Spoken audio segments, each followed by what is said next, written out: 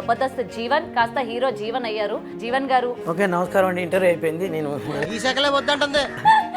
జీవన్ గారు దీన్ని ఇంట్రడక్షన్ అంటారు. అంత భారీగా చెప్పాలి కదా. మీరెవరు ఇప్పుడు జబర్దస్త్ జీవన్ కాదు, హీరో జీవన్.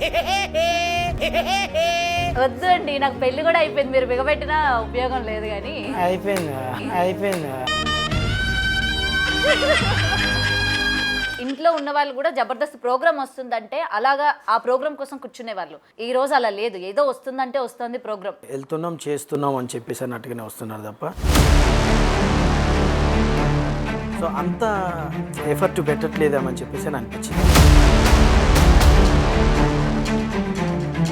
పాత టీమ్స్ అన్ని కూడా మళ్ళీ వచ్చాయి. మరి జీవన్ ఎందుకు ఈ దాఖలాలో లేదు? అంటే ఇప్పుడు నన్ను దేనికోసం పిలిచావు నువ్వు? నాకు అర్థం కాలే.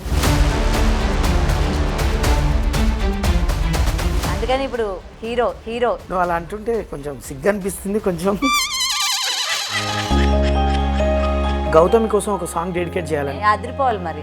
నీలాల నీ కళ్ళు నన్ను చూస్తుంటే చాలు, బ్రతికేస్తానమ్మో నూరేళ్ళు, అందాల చెక్కిళ్ళు అదిరే నీ అధరాలు, అరెరే నీ ఒళ్ళే హరివిల్లు.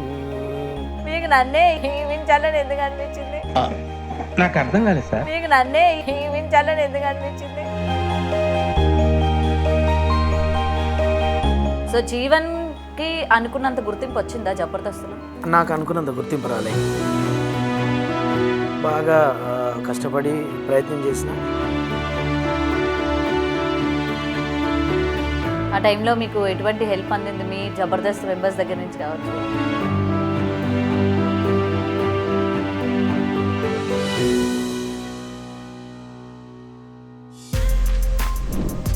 For more videos like this, subscribe Big TV channel.